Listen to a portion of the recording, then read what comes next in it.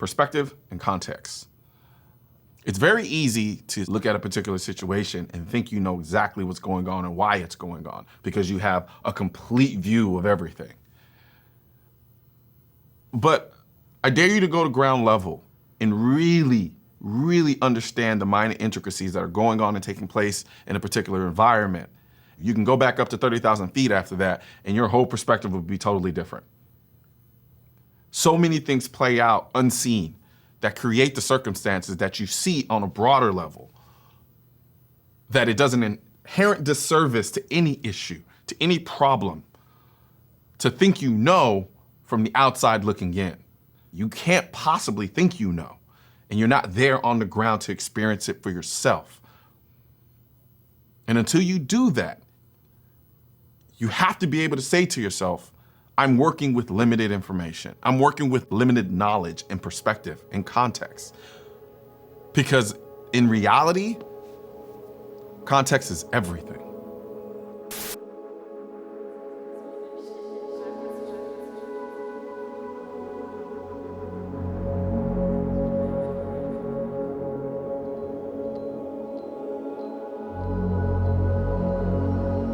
I was young. I was still relatively young. But I remember watching a lot of what was going on, and I was like, oh, this is different.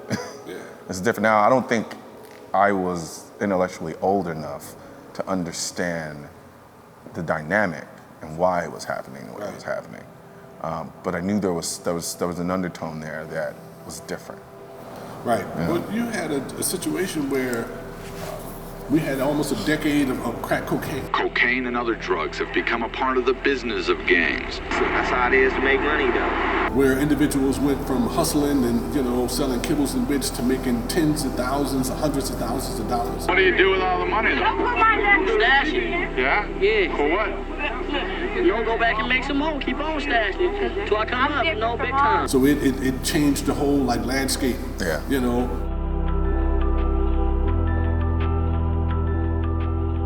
Welcome to 63rd Street, home turf of the Rolling 60s, part of the largest street gang in all of Los Angeles, a gang called the Crips. We handled gang members as victims one day and suspects the next day. And my girlfriend got on the bus. Next thing you know, this dude put out a gun and put it to my head. How many times you get shot? Mom. I'm built tough, no forward here. Rap top speed, no fourth gear. Dark side beats, no force here. Crew on top, no force dear. And yo, I hate this beat, I hate these rhymes. The life I live is a life of crime. And there's trouble wherever you go, regardless if you're Crippin' or not. That's right. Just like these innocent people that's getting shot. They just stand in Crip neighborhoods or blob neighborhoods, and they getting blasted on. What's going to make a difference? I guess just get out the neighborhood. But you leave one neighborhood and you go to the next neighborhood and it's the same thing. It's the same thing all over. So now you got the worst people ever in our communities. We got crack babies who now 13, 14 years old. We got crack dealers. You went from having, sawed-off 22s and little 25 automatics to having AK-47s and Uzis and Tech-9s, right? So what was happening in 1992 was crack cocaine destroying the neighborhood. The system's response to it was a war on drugs, which was essentially a war on people. There's another warning about cocaine today. Crack now has spread to almost every American city. Instead of them bringing in, rehab centers, alternative healing technologies to help people get off, they basically locked up all of the people and gave people ridiculous sentences and times, You have the right to remain silent. Anything that you say won't can be used against you in a court of law. You have the right to speak to an attorney and to have the attorney present during questioning.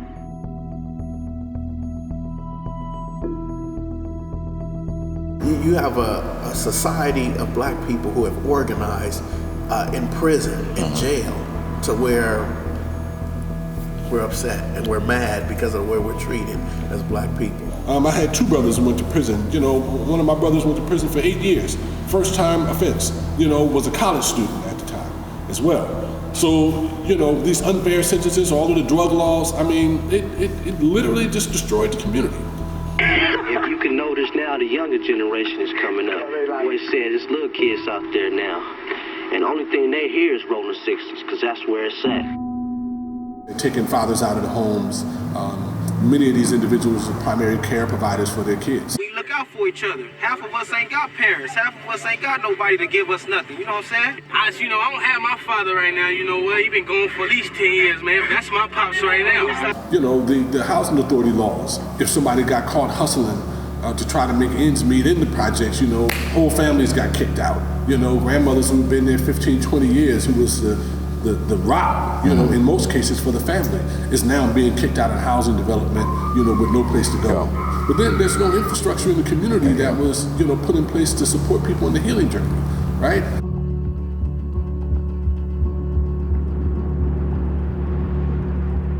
And we're just treated bad by every race and group of people. Latasha Harlins, a black teenager, is shot and killed by a Korean store owner, Soonja Do. Angry protesters stormed through security checkpoints at the courthouse in Compton. They are still outraged over Judge Joyce Carlin's decision not to send Latasha Harlin's killer to jail. They are willing to go to jail to get their point across. The black community is outraged. A jury with no black members acquitted 4 Los Angeles police officers in the videotaped beating of Rodney King. Wednesday evening about 5:30. Basically, the police chased one of the homies into this yard over here and slammed him and tried to manhandle him. And we were located in the vicinity. We came out in force as gang members. The community came out and backed us. More officers came. You had a tense situation on this corner right here. A situation like that, normally you would get 2 cars. But with the Rodney King verdict being fresh, just handed down not an hour and a half before, they came in full force. The situation got tense. There was a lot of pushing and shoving.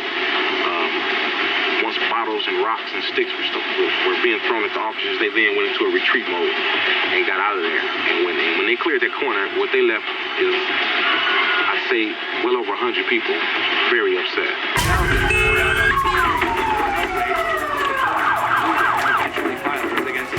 Neighborhoods erupted with anger after 4 white LA police officers were acquitted of assaulting motorist Rodney King. Everybody could see the Rodney King beating. And the one thing we were all saying is, that's happened to me, that's happened to me. The Rodney King recording was one of the first viral videos. So everybody could relate to being beat and having no one to listen. So you must have been doing, even our family members be like, police don't do that, you must have been doing something. So to see that on film kind of sparked everybody. On the corner of Florence and Normandy, erupted in anger. And then another thing too, we was actually mad about Latasha Harlins. You know how it all started? The first thing when a girl got killed from the Orient. I'm not surprised that the Koreans got targeted. They just don't seem to have any respect for the black community. The Korean-owned businesses in the area have been hit.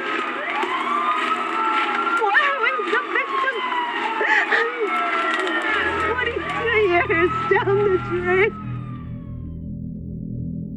Because of, blacks were so mad then, it was just we going against everybody who's not black. Yeah. Reginald Denny was the truck driver. We watched him by the millions. Here is the tape.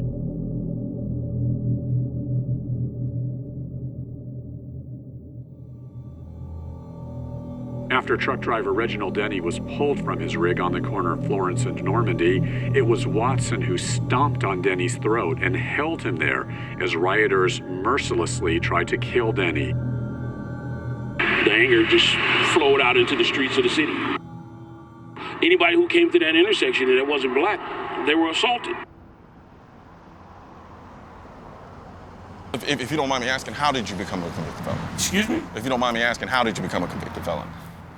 By issuing out an ass whooping right here at this intersection.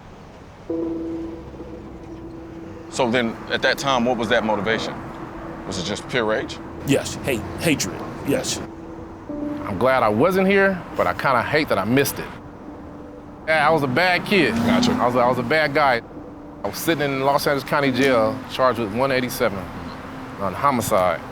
And I fought that case for 4 years, thank God, and got acquitted. Still went to jail for 28 years. when the riots happened, when it actually took place, happening, people were coming back from court like Florence and Normandy's on fire and blah, blah, blah, this and that. And I was like, man, I wish I was out there with my friends. I wish I was out there tearing stuff up, but I'm glad that I wasn't there because Reginald Denny probably would have died.